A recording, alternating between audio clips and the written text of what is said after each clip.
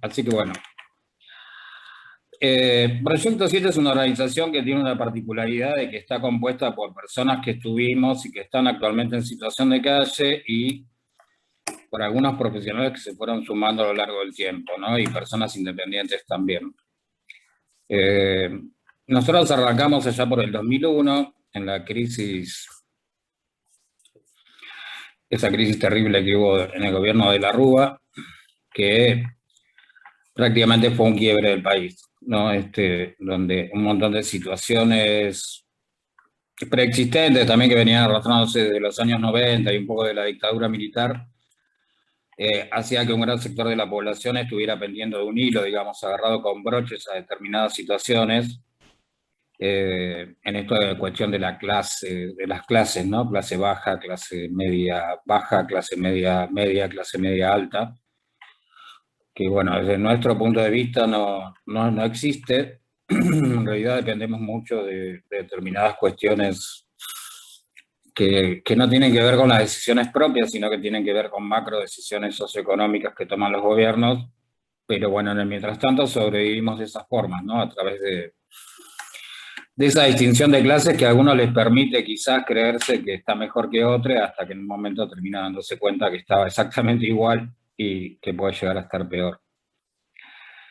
Pero bueno, el 2001 fue una debacle socioeconómica terrible. Hasta ese momento lo que era situación de calle estaba más relacionado a otras cuestiones que tenían que ver con cuestiones más del crotismo, ¿no? De liguillera, digamos, de situaciones de vida, inclusive como una elección de vida, ¿no? Más bohemia, si se quiere. También en estas cuestiones jugaron mucho los trabajadores golondrinas que iban de pueblo en pueblo, de ciudad en ciudad, buscando el mango, de acuerdo a la cosecha que se presentara, y algunos después se quedaban en esas ciudades, se instalaban como podían, donde podían. Así inclusive han surgido varios barrios importantes, varias villas de emergencia, 31 y algunas más.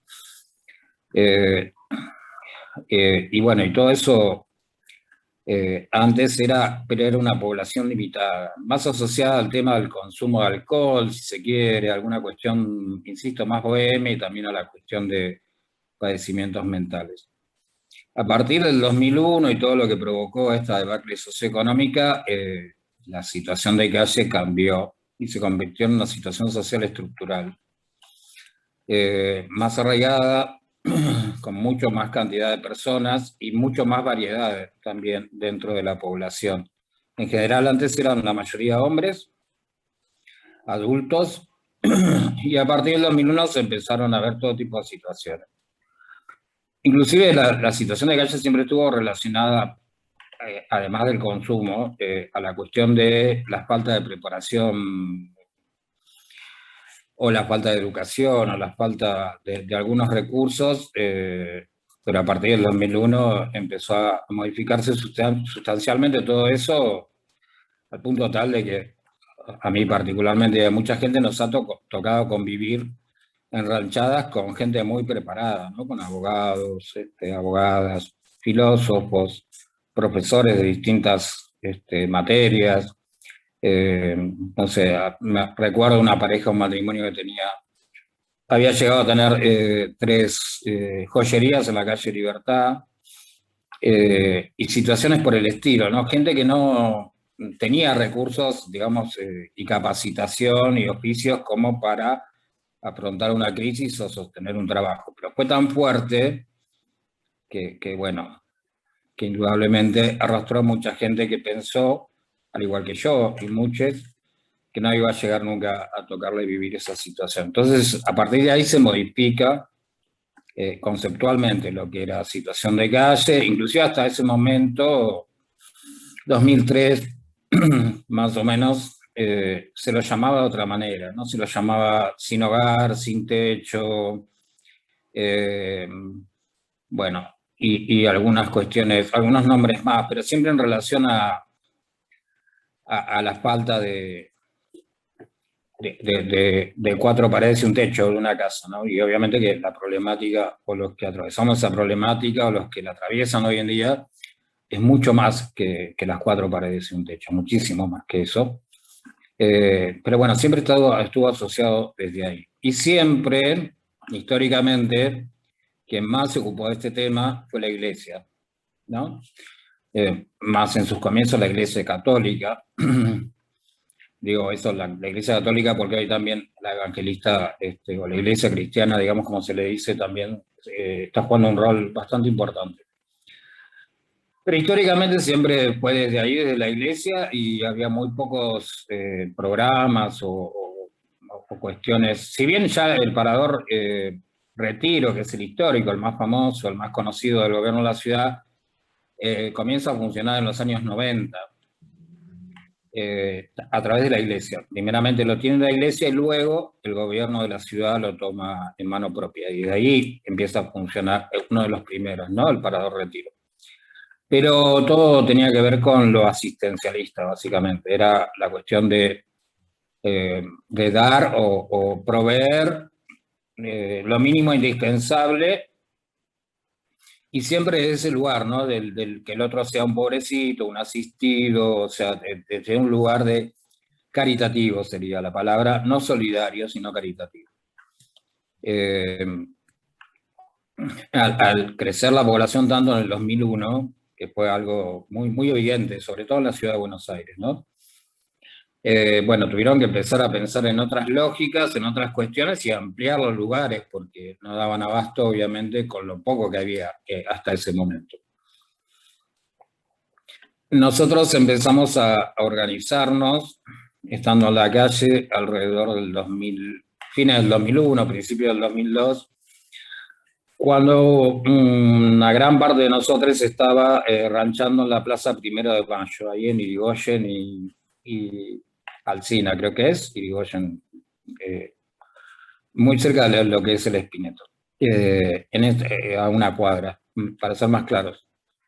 Ahí nosotros nos empezamos a organizar, si bien en primera instancia nosotros estábamos durmiendo en la Biblioteca del Congreso, la parte que está sobre Irigoyen, esas puertas enormes que los que hayan pasado por ahí pueden ver. Sé que hay gente de las provincias acá, por ahí no lo conocen, por ahí sí, pero bueno, más o menos le doy una idea. Son unas puertas enormes que tienen una profundidad de entrada bastante importante, que una persona entra acostada ahí, ¿no? Y la puerta es tan ancha que a veces llegamos a dormir hasta 6 en cada una de las puertas. Ahora actualmente le han puesto rejas, o sea que eso ya no se puede hacer más. Es una de las formas que tiene el sistema de solucionar las problemáticas, ¿no? Es decir, no que haya menos cantidad de gente en la calle, sino poniendo rejas para que la gente no pueda dormir. Pero bueno, si bien varias noches las pasábamos ahí, y después la ranchada más grande se armó en la Plaza Primero de Mayo. Ahí fueron como los primeros pasos de organización, si se quiere, pero sin tener un concepto claro ni político ni organizativo estructurado, sino que nada, empezó a pasar que éramos cerca de 14 en esa ranchada, era una ranchada muy grande, y bueno, a través de la supervivencia empezamos a pensar formas, y en principio lo que hacíamos era asistir al circuito asistencialista, ¿no? Es decir, a buscar la comida, a buscar la ropa, a buscar el desayuno, a ir a todo ese tipo de lugares que la mayoría, insisto, dependían de la iglesia. Lo que nos pasaba era que no nos sentíamos cómodos con esa estructura asistencialista y esos horarios, porque nos llevaban casi todo el día. Entonces era muy difícil acomodarse a esa estructura para poder hacer algo con nuestras vidas, digamos, ¿no? Con esta necesidad que teníamos la mayoría de hacer la moneda, de trabajar, de juntar el mango, u otras cuestiones. Realmente no llevaba todo el día, porque les cuento más o menos cómo era un itinerario de esa época. Ahora algunas cosas se han modificado, obviamente, ha pasado casi 20 años de esto que estoy hablando, pero en esa época era levantarse muy temprano, tipo 6:30 de la mañana o antes. Teníamos un señor de uniforme, un policía muy amable que nos venía a levantar todas las mañanas. Y de ahí arrancaba Rincón y Chile, que era un desayuno de la obra San José, que se podía ir a desayunar todos los días. Pero había dos turnos porque era tanta la cantidad de gente, tanta la cantidad de gente, y tan pocos, o ese único lugar donde podía desayunar, que siempre había que hacer cola. El primer turno arrancaba muy temprano, entonces ya había 5:30 de la mañana gente haciendo cola para entrar. En general se ingresaba tipo 7 de la mañana. Después había que esperar, bueno, el sermón del cura de turno y algunas cuestiones más para poder recibir el desayuno. Y a su vez, después de eso te podías bañar, podías lavar la ropa. Entonces, bueno, supongamos que terminábamos de desayunar tipo 8:30 de la mañana, de ahí, bueno, hasta que lavábamos la ropa, ahí ya ingresaba el otro turno a desayunar. eh, Hasta que lavábamos la ropa, nos bañábamos y demás, se hacían cerca de las 10 de la mañana. Después de ahí íbamos de vuelta a la plaza y veíamos, bueno, colgar la ropa para que se seque, algunas cuestiones más, y cuando nos queríamos acordar ya eran cerca de las 11, y a las 11 tenías que arrancar para algún comedor, si es que querías comer, porque también eran las colas muy largas, mucha cantidad de gente. Entonces sí, cuando se acababa la comida, se acababa, no es que nadie te la podía asegurar. Entonces, si llegabas muy tarde, terminabas no almorzando. Eh, Después de eso, seguíamos también, bueno, con algunas actividades menores, pero había 3 merenderos en esa época: la Casa de la Amistad Argentino-Cubana, la Asamblea de Congreso y otro lugar más, donde mínimamente podías recibir algo caliente, sobre todo en el invierno, ¿no? Para la merienda, que servía muy temprano, tipo 4 de la tarde, o sea que todo era muy pegado, con muy poco margen de tiempo, y bueno, y lo nocturno era exactamente igual, ¿no? Había que ir casi hasta primera junta a comer a lo de Magdalena, que era uno de los pocos comedores nocturnos que había, y si no, había que esperar a los grupos solidarios de la Caridad o algunas de las iglesias que pasaban, pero también pasaban en determinado horario, y obviamente pasaban. O sea, si en el momento que pasaban no estábamos, no comías tampoco hasta el día siguiente. Entonces, esos horarios que te imponía el asistencialismo y todo lo demás te permitían muy poca posibilidad de hacer otras cosas, ¿no? Por ejemplo, de buscar un laburo, o de una changa, o rebuscarte la moneda de la manera que fuera. Así que en ese contexto, en un momento nos pusimos a pensar, y pasó un hecho en el medio de todo esto que fue bastante contundente para nosotros, que ahí en el desayuno de Rincón y Chile había un muchacho que era el segundo día que venía. O sea, ya nos molestaba la forma esta, pero a su vez pasó algo, que era que este muchacho venía por segunda vez descalzo, con los pies lastimados, y cada vez que pedía calzado se le decía que tenía que esperar a la trabajadora social, que en general llegaba mucho más tarde, ¿no? Porque, bueno, tenía sus horarios, por supuesto. Y a su vez, había días que no iban. Entonces, bueno, al segundo día que vimos sus pies lastimados y todo eso, lo que le dijimos al encargado del lugar y al cura es que por favor le dieran zapatillas, ¿no? Más allá de la trabajadora social, que no tenía que evaluar si necesitaba o no, porque se lo veía descalzo y con los pies lastimados. Pero bueno, ante la negación de eso, varios de nosotros, que después terminamos siendo la coordinación del Proyecto 7, rompimos la puerta del ropero y entregamos todo lo que había. Eso implicó que nos echaban del lugar, obviamente, y nos estuvieron 3 días presos, a los que participamos de eso. Pero bueno, la gente se fue con todo lo que necesitaba, y había un montón de ropas y un montón de situaciones que, digo, había zapatos que nunca habían sido usados, jamás habían sido usados. Las suelas estaban impecables, y ropa que de marca en muy buen estado, que algunas también creemos que habrán tenido una o dos usadas nada más.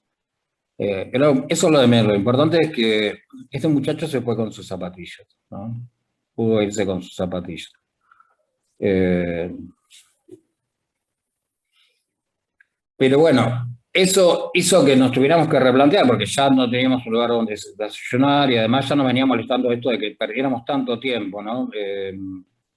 En estas cuestiones y no pudiéramos focalizar en lo que la mayoría de nosotros queríamos, que era laburar o hacer la moneda, empezar a hacer la moneda o estar activos, básicamente, para que nuestra cabeza también funcionara un poco mejor, ¿no? El tema del consumo estaba ahí, obviamente, siempre existió, si bien eran otras lógicas y había otro tipo de sustancias, pero bueno, siempre estuvo. Pero bueno, lo que nos pasó es que empezamos a juntar de plata entre todos los que estábamos para ver qué podíamos hacer y terminamos comprando un Dolca grande, una leche en polvo y como alguno de nosotros iba a bañar a la noche al Ramos Mejía, en la guardia del hospital, que hay un baño sanitario enorme, ¿no? Que ahí llevan en general a higienizar a los pacientes que por ahí vienen con un accidente antes de ingresar o aquellos que no tienen mucha movilidad. Bueno, ahí podíamos bañarnos tranquilos y lavar la ropa también, y la única condición era obviamente dejar todo limpio en condiciones.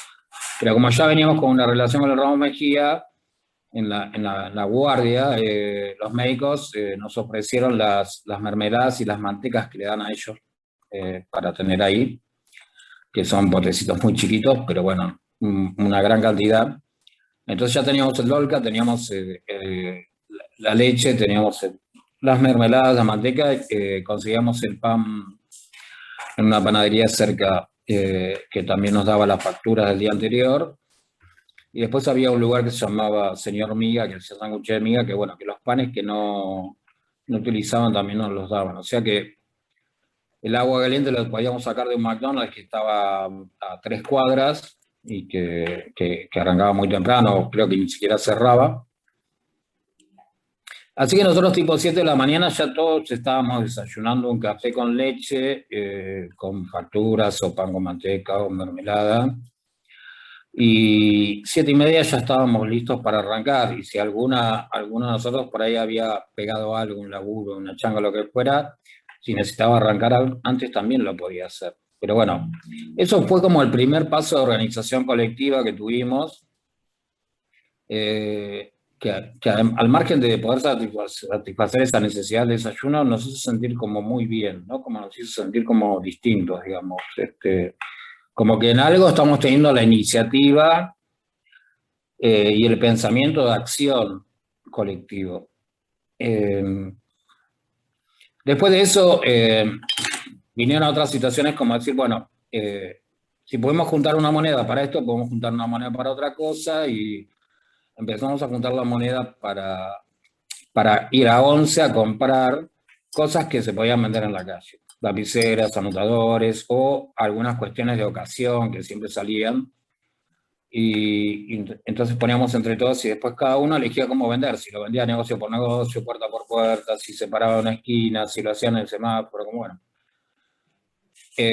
Y teníamos otro problema, que era que la mayoría de nosotros tenían muchos bultos, ¿no? Es muy común ver a la gente con muchas bolsas o bultos en la calle.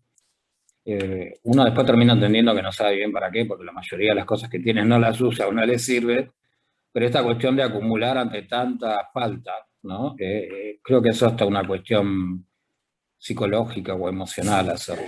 Pero bueno, eso también nos complicaba un poco. Entonces decidimos que uno o dos compañeros se quedaban durante el día y a ellos nosotros, los otros que salíamos a vender o los otros que salíamos a hacer la moneda, le pagábamos el día. Se había puesto un valor en relación a eso y se les pagaba el día por cuidar la ropa y por, a veces, en algunos casos, lavar inclusive también la ropa, e íbamos rotando, ¿no? No eran todos los días los mismos, sino que había una rotación para que todos estuviéramos más o menos en el mismo lugar. Esa fue la segunda forma de organización. Yo creo que ahí también los vecinos nos empezaron a mirar de otra manera, los vecinos del barrio, y también la policía y otros que siempre venían a molestar, como también empezaron a tener otra imagen distinta. La verdad que eso nos sirvió muchísimo, pero tampoco obviamente era suficiente, ¿no?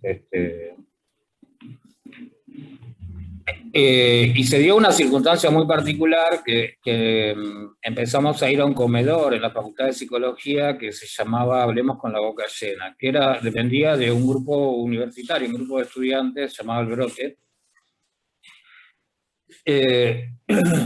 que funcionaba exclusivamente los viernes a la noche, ¿no? Pero era un lugar muy particular, muy distinto al resto que estábamos acostumbrados, donde para comer y para preparar la comida había que tomarse el laburo previo, ese mismo viernes de ir antes, y bueno, conseguir la verdura y todo lo necesario para cocinar, se cocinaba en conjunto, es decir, no había alguien que cocinaba y servía, sino que éramos todos los que cocinábamos y todos nos servíamos, y a su vez las mesas eran compartidas, muchas mesas donde había mucha gente, todos juntos, y era como un ámbito muy distinto, ¿no? Muy participativo, sabíamos los nombres de todos y el resto sabía nuestros nombres, era como algo que por un tiempo, por un momento, unas horas, te permitía además ser identificado, ¿no? Volver a escuchar tu nombre, volver a sentir como que volvías a existir porque otro te registraba. Así que ese proceso fue muy fuerte porque además al final de eso, como sobremesa, ponele, mientras tomábamos unos mates, ahí se hacían asambleas. Asambleas de todo tipo y se podía conversar de varias cosas y plantear lo que uno quisiera plantear. Entonces, nada, fue importante en la cuestión de también poder pensar políticamente, que era quizás lo que no veníamos haciendo. Era una agrupación política, obviamente una agrupación estudiantil universitaria es una agrupación política y creo que nos enseñaron un poco a organizarnos un poco más políticamente y a pensar un poco más políticamente. Esto de lo que hacemos en estas ranchadas en particular fue algo que se fue corriendo la voz en distintas ranchadas, entonces había mucha gente que quería venir a nuestras ranchadas, de 11, de Congreso, algunos de Constitución, y la ranchada fue creciendo, creció muchísimo, y siempre con esta forma organizativa, ¿no? Entonces ya eso empezó a pegar y bueno, nuestra ranchada en particular se hizo conocida en la calle. Igual todas estas cuestiones, digamos, no resolvía el problema de fondo, ¿no? Que no había una política pública en relación a la problemática, que todos eran parches asistencialistas y que la mayoría, cuando iba de manera individual a Pavón Entre Ríos, que es un lugar de gobierno de la Ciudad de Buenos Aires, que ejecuta programas, digamos, para las situaciones más vulnerables, la verdad que siempre nos boludeaban o nos ninguneaban o inclusive nos echaban, ¿no? También. Era un lugar donde en esa época había 20 números para una población enorme que iba todos los días a buscar recursos, ¿no? Y a plantear sus problemas. Y no hablo solo de situación de calle, sino hablo de gente hotelada, de gente en pensiones, de gente de los barrios, ¿no? De las villas, o sea, todas las poblaciones más humildes de la Ciudad de Buenos Aires iban todo el tiempo ahí a buscar algún tipo de respuesta o plantear algún tipo de problema. Y para todo eso te daban solamente 20 números. Entonces llegó un momento donde la mayoría de la gente, en vez de dormir en la calle, en las plazas, en los cajeros, en algún lugar parecido, iba a dormir ahí acostado a Pavón Entre Ríos, para ver si es que alcanzaba alguno de estos 20 números.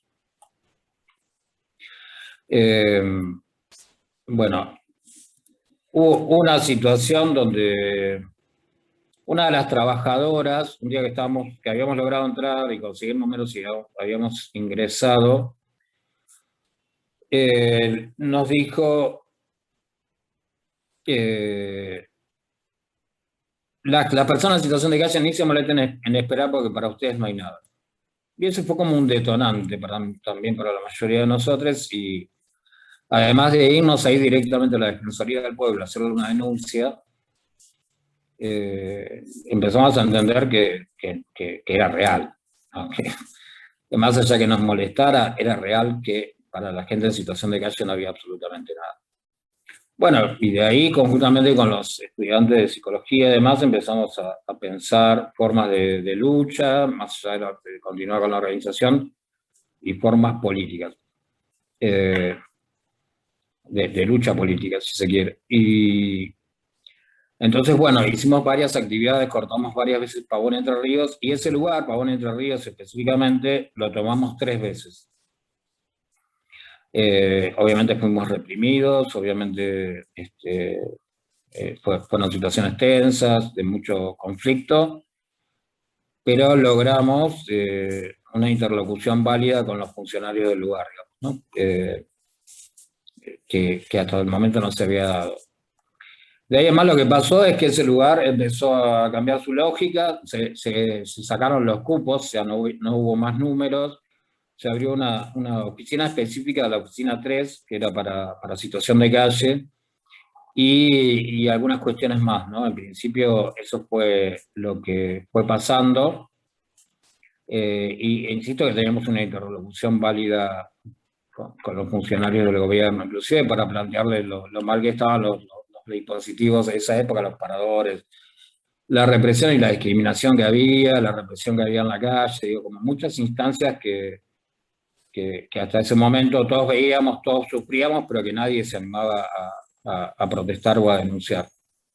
Y ahí ya éramos muchísimos más, ¿no?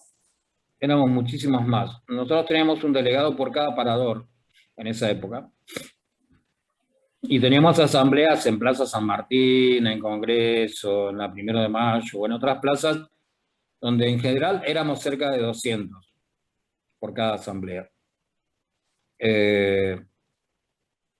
Y bueno, y ahí eso obviamente nos dio un mayor fuerza y otro tipo de pensamientos. Después apareció en esto, bueno, apareció, no, ya estaba, pero estaba la situación de la Casa de la Amistad Argentino-Cubana, que obviamente es una organización política, que servía unas meriendas los fines de semana, que eran también muy buenas, ¿no? Porque mucho nivel humano, mucha calidez, mucho amor había ahí, y bueno, y podíamos estar ahí tranquilos, o sea, después te podías quedar, podías jugar al ajedrez, podías jugar a las cartas, podías hacer otras cosas, podías leer libros, no, tenías posibilidad ahí de leer libros, y un montón de cuestiones más que eran muy interesantes. Entonces, nos pasábamos la tarde del domingo ahí, podías escuchar a Silvio Rodríguez también, eh, y un montón de cuestiones más que nos fortalecían anímicamente inclusive, ¿no? Nos fortalecían mucho anímicamente. Y eso creo que también ahí interactuar con los compañeros de ahí de la Casa de Amistad Argentino-Cubana nos dio como una impronta también para tener una mejor y una mayor resistencia y un pensamiento político un poco más profundo. Así que entre todas esas reuniones decidimos cortar al EM, al 600, donde está el Ministerio de Trabajo de Nación, y éramos 14 locos, ¿no? O sea, como éramos muy poca gente sin nada cortando Avenida Lenin, pero logramos el objetivo, que fue que nos dieran una reunión. Y en esa reunión conseguimos una beca de capacitación y otras cuestiones. Las becas de capacitación eran pagas. Y algunas de esas becas podían tener una salida laboral. Entonces, nada, ese acto en sí fue muy importante. Después de eso, seguimos dando continuidad a la lucha, a la organización, hasta que en el 2004, en diciembre del 2004, había una actividad en Plaza de Mayo, que era la reivindicación de la Navidad sin presos políticos, ¿no? Era más que nada organizaciones piqueteras acampando ahí, y era la época donde el Bauen recién había sido tomado por los trabajadores, era los inicios de las empresas recuperadas, Chilaver, Bruckman y un montón de otras más, en las cuales algunas participamos, la carpa de Sanón en Congreso, digamos, como mucha distancia de lucha y de reivindicación de muchos sectores que también nos fue construyendo y nos fue fortaleciendo. Pero bueno, viendo esa acampe piquetero que había, nosotros decidimos el 22 de diciembre en una asamblea en Plaza San Martín iniciar una huelga de hambre por tiempo indeterminado. La iniciamos exactamente ese día, el 22 a la noche. Éramos, parece que el 7 fue un número que siempre nos acompañó, éramos 7 compañeros que estábamos ahí. Eh, Iniciamos una huelga de hambre que sostuvimos durante 9 días. Fue bastante complejo, difícil. Eh, la mayoría de nosotros pesaba entre 43 y 47 kilos. Veníamos muy mal alimentados, veníamos mal dormidos, veníamos, bueno, con todo lo que se pasa en la calle, ¿no es cierto? O sea, nada que fuera específicamente que nos pasaba a nosotros, sino que le pasaba a la mayoría de la población que estaba en calle. Pero bueno, igual la pudimos sostener, tuvo repercusión mediática, crónica, la primera vez que nos entrevistaba, algunos medios inclusive internacionales, y, pero bueno, fue muy difícil, 9 días de huelga de hambre real, ¿no? Solamente líquido tomábamos. A tal punto que, bueno, varias veces tuvo que venir el SAME para asistirnos por la baja de presión y algunas cuestiones que se nos fueron complicando. Pero lo pudimos sostener. Y el último día, eh, que coincide con el mismo día de Cromañón. El último día bajó gente de Presidencia de la Nación, gente de Jefatura de Gobierno, del Gobierno de la Ciudad de Buenos Aires, gente de la Secretaría de Derechos Humanos, distintos organismos a sentarse a dialogar con nosotros, ¿no? Lo primero que intentaron hacer fue dividirnos, es decir, preguntarnos a cada uno qué necesitábamos, así de esa manera dividían y separaban lo colectivo y bueno, si resolvían el problema uno o dos ya está y se terminaba el reclamo y la organización. Así que lo que nos hicimos fue plantearnos firmes, dijimos que no queríamos resolver problemas personales, sino que queríamos resolver problemas colectivos de la población en situación de calle. Planteamos el hecho de que lo que había hasta ese momento eran subsidios que tenían que ver con familias, exclusivamente para lo habitacional, o sea, estaba el régimen de hoteles que después se termina desarmando. Aún hay familias del régimen de hoteles cerca de 100 que no están teniendo una respuesta definitiva después de tantos años. Y le planteamos un subsidio habitacional que también contemplara a las personas solas, porque el 80% de la población en calle son personas solas, o sea, hombres, mujeres,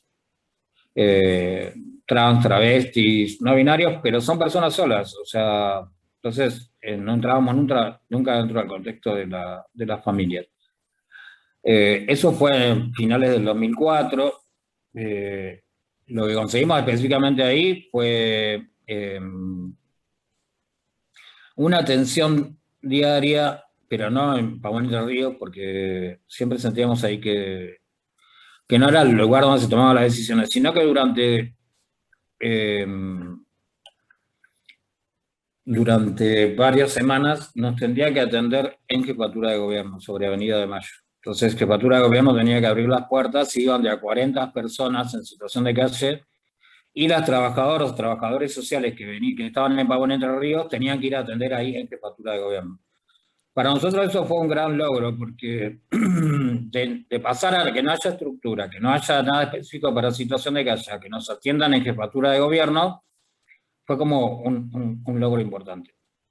Más lo que había sumado la huelga de hambre, ¿no? Que venían de toda la ranchada de la ciudad porque se había corrido la voz y entonces nos venían a traer agua, nos venían a traer cigarrillos.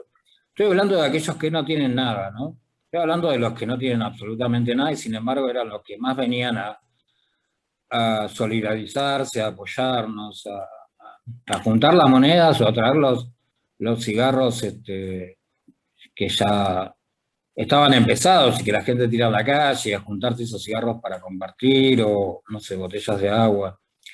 Eh, pero bueno, se había corrido mucho la voz y fue algo fuerte, importante.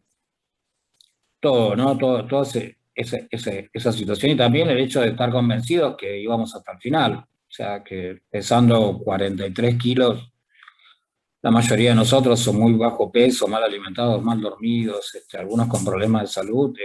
Realmente estábamos exponiéndolo, inclusive así como una cuestión anecdótica, ¿no? Yo, después, eso fue, insisto, fue en diciembre. Yo en febrero tuve un preinfarto a causa de esto, y otros compañeros tuvieron algunas complicaciones también de depresión y otras cosas. Pero bueno, digo que se logró el objetivo y bueno, cuando terminamos la huelga de hambre justo fue Cromañón, así que era el primer día que podíamos descansar y comer algo. Nos habían indicado un médico del Raúl Mejía que empezáramos a comer de a poquito porque si no nos podía hacer muy mal. Y cosas por el estilo, nos dio algunas indicaciones para estar un poco mejor. Y bueno, justo cuando estábamos ahí en la 1 de mayo empezamos a ver que pasaban camionetas de todo tipo, más que nada de las policías, muchas ambulancias del SAME y particulares, y muchas camionetas de emergencia en ese 103 de esa época del gobierno de la ciudad, todas hacia el mismo lugar. Entonces nos llamó mucho la atención. Y en un momento vinieron el uruguayo y Fatiga, que eran dos compañeros que habían ido a bañarse al Raúl Mejía, y ellos nos contaron que habían empezado a llegar los cuerpos, ¿no?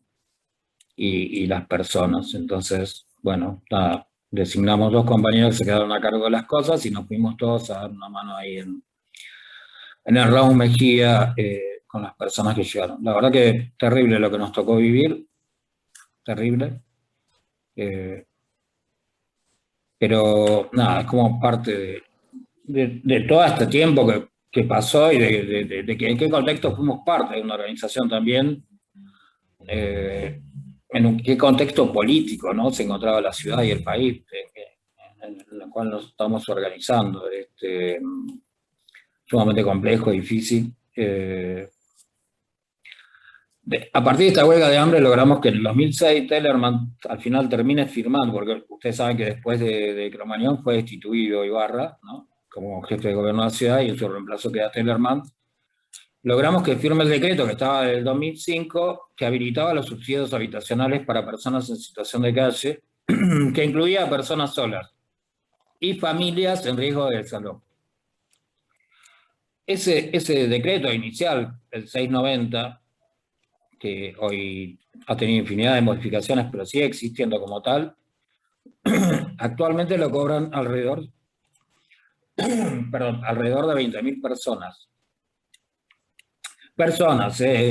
Eso implica familias, y familias pueden ser 4 o 5 personas, a través de esa persona que benefician a 4 o 5 personas más. Pero bueno, ese fue un logro también de la organización de la calle. Para nosotros es sumamente importante. Porque hoy en día sigue existiendo y sigue sosteniendo la posibilidad, aunque sea remota, de un montón de gente y familias de poder acceder a un techo, ¿no? No es la solución definitiva, no es lo que apostamos, pero sí sirve.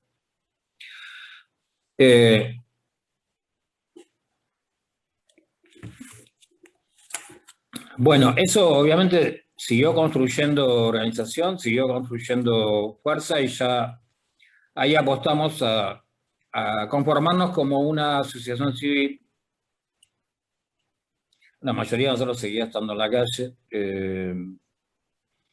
Y bueno, para eso empezamos a juntar dinero, porque una asociación civil, la personería jurídica, cuesta plata, y bastante.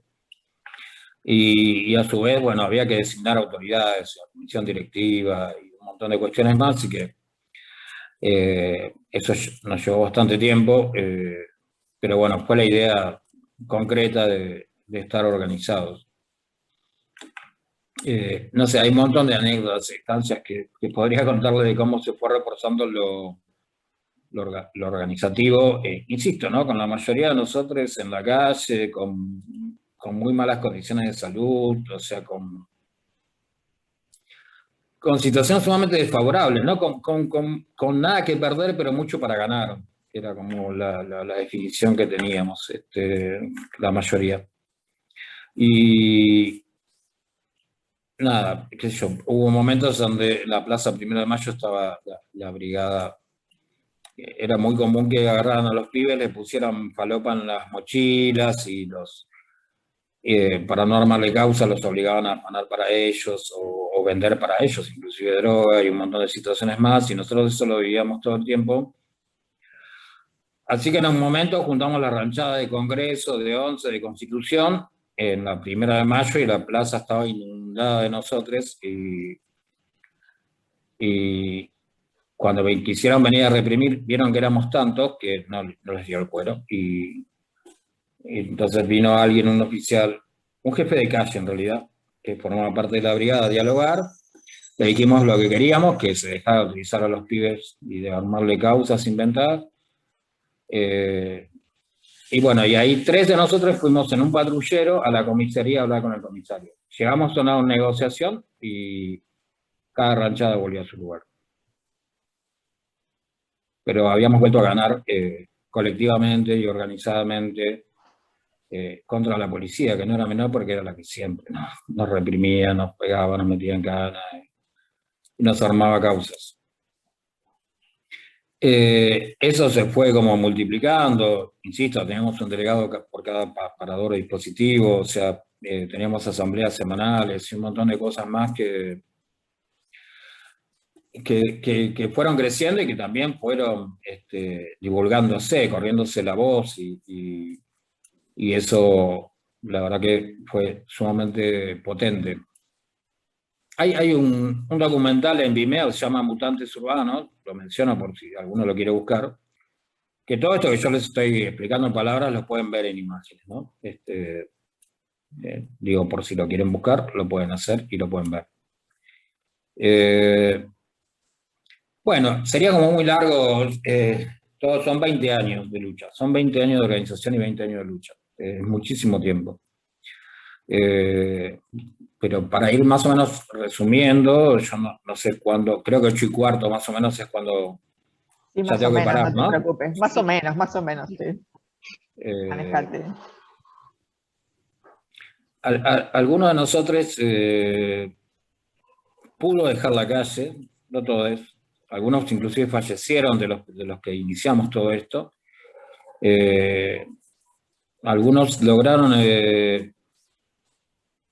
ordenar su vida, pero volvieron a sus provincias, el Chaco, el santiagueño, compañeros fueron muy importantes para todo esto, pero bueno, siempre eh, tenían como esa ilusión de volver a sus pagos, ¿no? De volver a sus provincias y a través de organizarnos, pudieron volver a conectar con sus familias y pudieron volver pues se pudo juntar la guita para que viajaran y que hicieran procesos de recuperación, inclusive del consumo. En algún momento todos con las responsabilidades que empezamos a tener de manera más masiva, de alguna manera empezamos a dejar de consumir. No definitivamente, pero empezamos a consumir menos, si se quiere, ¿no? Esto que hoy se llama reducción de daño. Pero lo hacíamos entre nosotros, ¿no? Era una cuestión nuestra. En el 2007-2008 ya nosotros estábamos un poco más constituidos y entonces empezamos a tener asambleas en distintos lugares y ya empezamos a ser como una referencia política en la ciudad de Buenos Aires para el resto de las organizaciones. Eh, y eso, bueno, nos permitió algunas cosas más.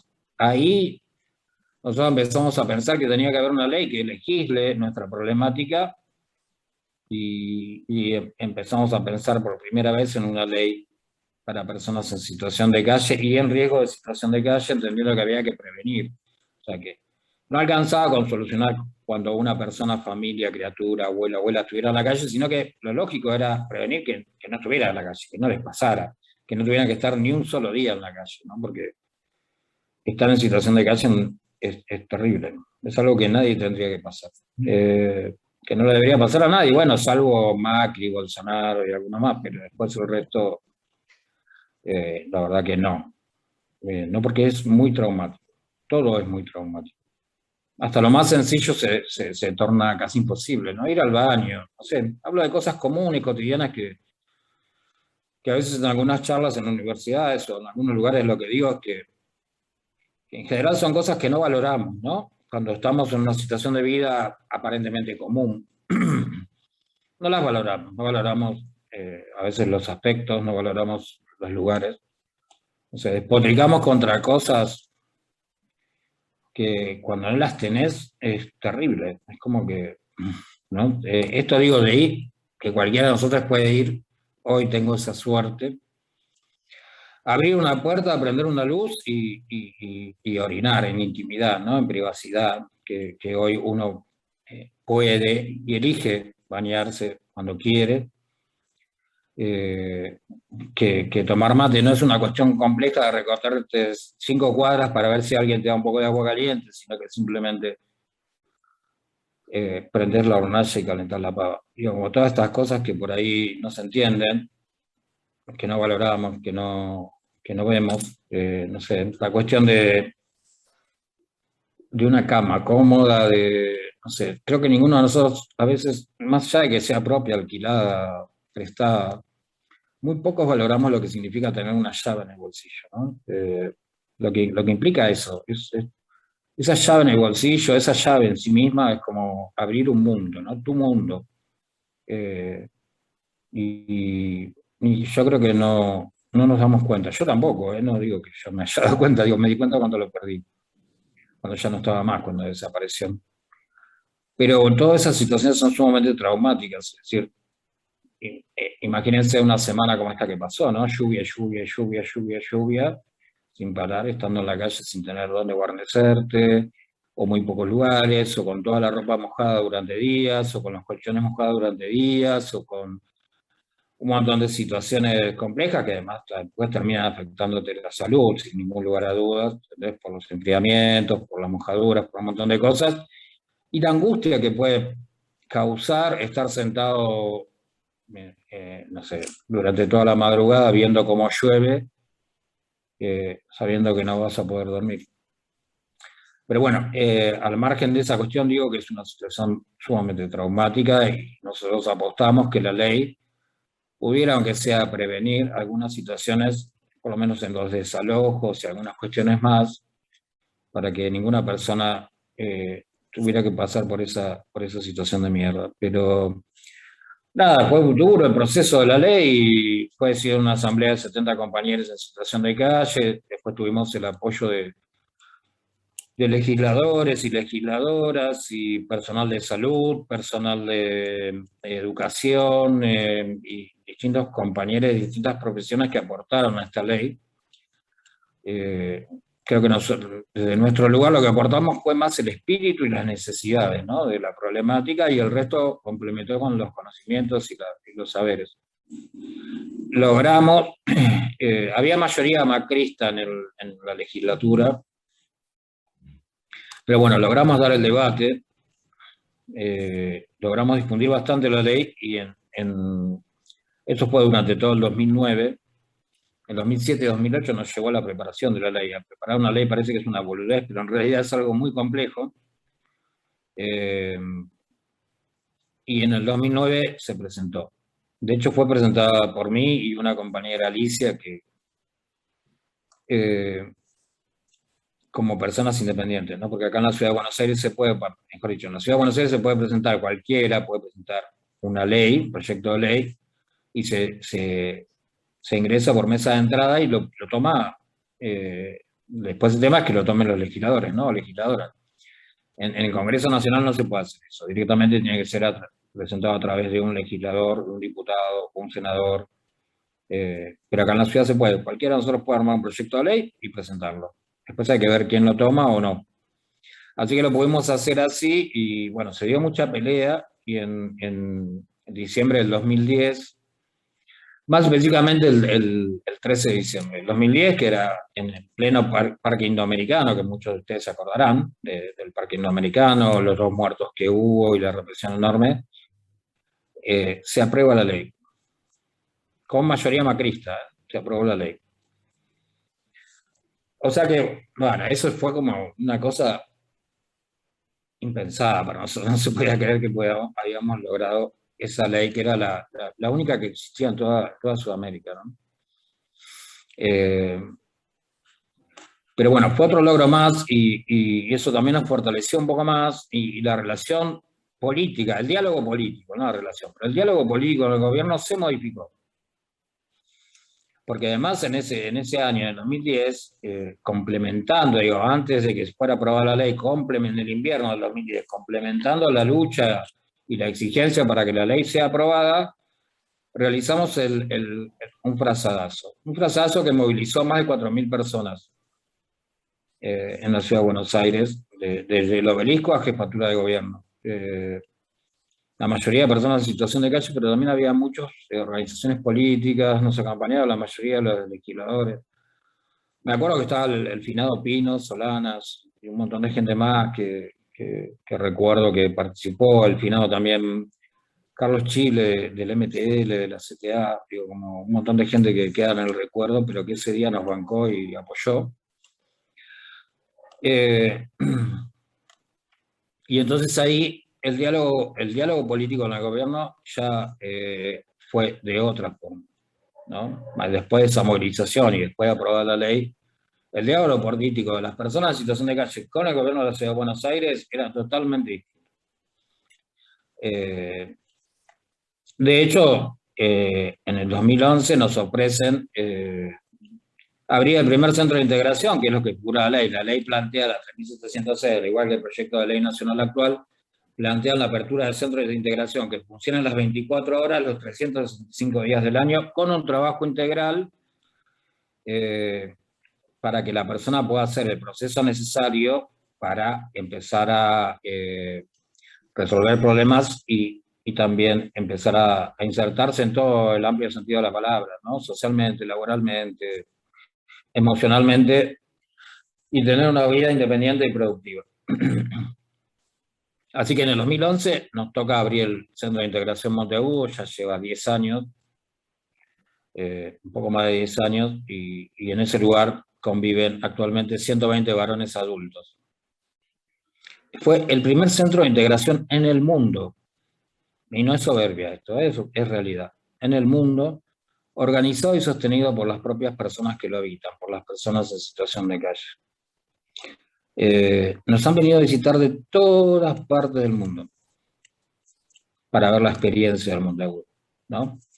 Que la mayoría decían, no, ustedes están locos, esto no va a pasar, se van a matar a trompada todos los días, o sea, todo ese preconcepto.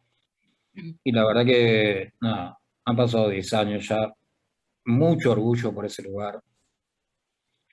Y actualmente igual sigue con la misma lógica, digamos. Ahora, mientras nosotros estamos en esta charla, lo que pasa en el Monteagudo es que los únicos que están en ese lugar, en este horario, son los compañeros en situación de calle. No hay profesionales, no hay policías, no hay... ¿no? Los compañeros en situación de calle. Con roles, obviamente, algunos con sus roles organizativos y demás, pero son ellos, no hay nadie más. ¿Sí?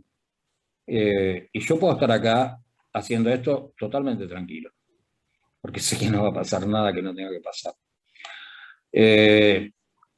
Después de eso, bueno, había una necesidad muy fuerte e imperiosa de las mujeres, ¿no? En relación a venir todo el tiempo al Monteagudo, porque era un lugar de puertas abiertas, hacia adentro y hacia afuera, donde podían venir a tomar la merienda, a desayunar, a comer algo, o algunas cuestiones, a buscar alguna medicación o cosas por el estilo, una derivación, sin problema, ¿no? Podían venir. A veces inclusive a resguardarse de la violencia machista que en la calle es mucha y existe. Pero bueno, teníamos nuestras limitaciones porque era un lugar de varones, entonces no había para que las compañeras, por ejemplo, se pudieran bañar, ¿no? O cosas por el estilo. O era muy complejo hacerlo también. Entonces ahí empezó a surgir la idea de un lugar para mujeres y ahí, bueno, se le da lugar al Frida. El Frida hoy actualmente ya cumplió 6 años. En junio cumplió 6 años, es un lugar exclusivamente para mujeres cis y trans, algunas de ellas son mamás, están con sus criaturas. Fue el primer lugar para compañeras trans en toda la ciudad de Buenos Aires. y funciona con la misma lógica, ¿no? Muchas de las operadoras encargadas de turno y demás son compañeras que vinieron en primera instancia con, bueno, en situación de calle, que fueron haciendo un proceso y a través de ese proceso pudieron empezar a ocupar roles y a través de esos roles recibir una remuneración que les permitiera alquilar sus lugares, independizarse, irse a vivir solas o con sus parejas, sus familias, pero bueno, con tener un sostén económico como para poder sostener eso en el tiempo. Después, actualmente también está el Che Guevara, que es un lugar que está en Barracas, que en primera instancia, hace 3 años atrás o 3 años y medio, se abre como centro de integración complementario, es decir, creemos que todos los centros de albergue en Montevideo de Fría ya existían, que ahí se desarrollaban determinadas actividades, pero las actividades complementarias como tienen que ver con la educación, la capacitación laboral, la cuestión del trabajo, la productividad o algunas cuestiones más, como la mayoría hacemos, tenían que ser afuera, ¿no? Entonces se da la posibilidad de abrir el Centro de Integración Complementario, el CHE, y lo hacemos. Ahí, bueno, hay un taller de alfabetización digital, tenemos 20 computadoras. Creemos que está muy relacionado hoy la cuestión de lo digital con la alfabetización. De hecho, a nivel mundial se considera analfabeto aquel que no sabe usar una computadora o un teclado. Y creemos que está bueno enseñar a leer y a escribir a través del teclado, ¿no? Porque igual hoy todo lo que usamos es teclado, aún cuando no tenemos la sapiencia, el conocimiento de la lectura y de la escritura, esos símbolos que implican un celular, un cajero automático, eh, los utilizamos. Entonces nos pareció que era mucho más atractivo. Y bueno, está abierto para la gente de los centros, también para la afuera, gente del barrio, pibes del barrio que vienen. Hay un bachillerato popular en el lugar. Hay una escuela de psicología social que este año no funcionó por la cuestión de la pandemia. Hay un taller de panadería, un taller de herrería, hay un taller de serigrafía, hay un taller literario, un taller de arte, y no me acuerdo, algunas cosas más. Hay una panificadora que produce el pan para todos nuestros centros y a su vez comercializa hacia la afuera, digamos, pan, facturas, cremona, bueno, todo lo que tiene que ver con una panificadora.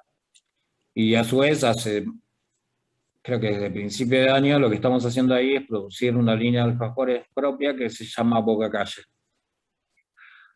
Son los alfajores comunes, los que ustedes compran en los kioscos, digamos, pero bueno, hechos de compañías en situación de calle y la verdad que viene como muy bien. Estamos vendiendo en más de 20 kioscos en la ciudad de Buenos Aires. La gente nos pide que lleguen a provincia y que qué sé yo, pero bueno, eso nos va a costar más tiempo porque esa organización merece un poco más de pensamiento y de estructura para poder realizarla. Pero bueno, la idea es también que se masifique. Ahora estamos viendo de sacar los permisos necesarios para producir a través de ANMAT, AGS y otros organismos que son los que permiten que te dan la bolea, te dan todo lo que ustedes ven en los envases. Entonces ahí se puede comercializar inclusive a nivel nacional. Así que estamos en ese proceso complejo, difícil. Pero bueno, estamos en eso. El Che básicamente es eso, se toma como lugar complementario y se firma un convenio con Cedronar y ahí se empieza a trabajar el tema del consumo problemático de manera individual y de manera colectiva. O sea que también está esos talleres sobre consumo problemático. Es un lugar muy grande. Y el año pasado, el 2020, lo que nos pasó es que, bueno, empezó la pandemia, esta cosa que nos sorprende a la mayoría, que sorprende a la humanidad, y bueno, el tema de los contagios y un montón de cuestiones más, y lo que decidimos ahí en conjunto es que poner camas, ¿no? Porque nos parecía demasiado injusto tener un lugar tan grande y que no hubiera tanta gente en la calle y que nosotros no habilitábamos la posibilidad de que hubiera gente durmiendo ahí. Así que en plena pandemia habilitamos camas y bueno, fue como un poco más difícil. En el 2020 nosotros tuvimos 6 centros de integración, con mucha población, mucho laburo, con muy poco conocimiento sobre la pandemia en sí, sobre las formas protocolares de cuidado, con un montón de cosas que obviamente le pasó a la mayoría, pero en este caso para nosotros era mucho más complejo porque eran poblaciones colectivas muy grandes, ¿no? Hablamos del Monteagudo 120, el PRIA alrededor entre 45 y 60 compañeras, el Che en ese momento llegó a tener 50 compañeros ahí, como poblaciones donde la mayoría de los lugares son comunitarios, o sea, son compartidos, y bueno, y había que tomar distancia, y había que, o sea, muy complejo, fue muy complejo, tuvimos muchos contagios, pero la mayoría de los contagios se resolvió bien. No tuvimos ningún fallecido en toda esta pandemia. Se trabajó muchísimo, los operadores, la gente, los compañeros trabajaron mucho, con mucha conciencia, contagiados inclusive, arriesgando sus vidas, o sea, hubo como una conciencia de que había que estar y que había que poner el pecho muy fuerte de la población en calle. También eso nos da mucho orgullo. Y bueno, y después también en el contexto de estos 6 lugares que decimos que que sostuvimos el año pasado, está Carabobo, que es un lugar que hasta junio más o menos de este año estuvo habitado por compañeros varones en situación de calle. Después el lugar tuvo algunos problemas de edilicia y no estaba bien sostenerlo, así que se hicieron derivaciones a los otros centros. Bueno, y este lugar hoy va a quedar como lo que era el Che en su momento, como un lugar de productividad y de capacitación y demás, y a su vez ahí se está armando un mercado comunitario en el Carabobo, que está ahí cerca del Vasco Flores. Así que bueno, más o menos institucionalmente, organizativamente, eso es lo que tenemos hoy en día, lo que venimos, el proyecto de ley nacional también está presentado, está en una instancia parlamentaria, fue aprobado por 2 comisiones por unanimidad, falta la tercera comisión, que es la Comisión de Hacienda, que es la que pone el presupuesto, la que aprueba, digamos, esa parte, y ahí si se aprueba pasaría al Senado, y si el Senado la aprueba se transformaría en ley. Pero bueno, más o menos este es un recorrido de todo lo que venimos haciendo, resumido, obviamente, porque sería muy largo, son 20 años, es muy complejo todo de explicar, de contar. Pero hoy estamos en esta instancia, digo, pero muy organizados, somos referencia de la problemática, no solo acá, sino en toda la región y en algunas partes de Europa, por nuestra particularidad. Los centros siguen manejándose en definiciones colectivas por asamblea. Somos una organización política también, o sea, salimos a la calle, cortamos calles, peleamos por los derechos en general de la problemática, no solamente de los compañeros con los cuales trabajamos, sino con la problemática en general, por eso queremos la ley nacional, ¿no? Y también, bueno, hemos tenido la oportunidad de viajar a distintos lugares de la región, invitados por las universidades, llevar nuestra palabra, la palabra o la voz de la calle. Está el libro, que se llama La calle no es un lugar para vivir. No, está agotado, digamos, no volvimos a hacer otra edición, o sea que no habría posibilidad de conseguirlo. No sé si hay un PDF, si es que llega a verlo, lo puedo pasar. Bueno, somos centros de práctica para muchas universidades, los centros también, para las escuelas de psicología social también, somos centros de práctica. Vienen a visitarnos de los colegios secundarios y primarios también, digo, como hay una conexión con el afuera fuerte, digamos, rompiendo estereotipos y rompiendo con preconceptos de que la gente de la calle somos todos borrachos, drogadictos, violentos y un montón de cosas más. Que los hay, obvio, pero como los hay en todos los barrios, como lo hay en Barrio Norte, como lo hay en los barrios privados, como los hay en todos los lugares. Digamos. Esto es propio del ser humano y no tiene que ver con una condición específica, pero siempre exigiendo por los derechos de las personas en situación de calle, tratando de crear más cosas, más alternativas, más posibilidades, pero siempre como protagonistas, ¿no? Siempre la gente es protagonista. Acá los verdaderos protagonistas son compañeros en situación de calle. Ocupan roles, pelean, piensan, proponen, elaboran. Creemos firmemente en eso, que el protagonismo en la lucha y el protagonismo en la vida de cada uno es fundamental. Uno no puede ser un observador pasivo de su vida, ¿no? Tiene que ser alguien, un partícipe absolutamente necesario de eso, ¿no? En algunas situaciones hay compañeros que quizás están en otras instancias, ¿no? Mentales y demás, pero bueno, igual también participan, también están activos, también hay un montón de situaciones más que nosotros descubrimos que, bueno, estos estereotipos, esta estigmatización o discriminación que hay hacia los sectores más vulnerables, inclusive a estas cuestiones de los supuestos locos, ¿no? Y todo eso, digamos, nosotros tenemos un montón de compañeros que han salido de dispositivos de salud mental o manicomio, y bueno, pero tienen sus patologías, y algunas patologías complejas, pero que conviven perfectamente con nosotros y son muy queridos, son gente muy querida y con la cual se convive en un contexto además de convivencia con 120 personas, ¿no? Que no es menor. A veces una convivencia entre 4 personas es como un caos y estos compañeros están viviendo, porque están las dos partes, ¿no? Están los que sufren el problema y tienen que vivir con eso, pero también están los otros que los aceptan, los entienden y los ayudan, ¿no? Y los toman como iguales. Pero digo, básicamente es eso, no sé, hay muchas ideas dando vuelta, un montón de proyectos, cosas que queremos hacer, no sé, ayer nos han llamado hay centros de integración para abrir en provincia ahora, estamos con eso, viendo si nos animamos. Bueno, es fácil manejar tantas cosas y tanta gente, pero bueno, hay posibilidades de abrir centros de integración en San Martín, en Lanús, en algunas partes más de la provincia. Ayer nos llamaron de la Municipalidad de Moreno porque allá los compañeros se están organizando de forma natural, entonces quieren que vayamos a ver si fomentamos esa organización. Nada, hay mucho por hacer, estamos todo el tiempo, insisto, 24 horas, 365 días del año laburando, sin parar.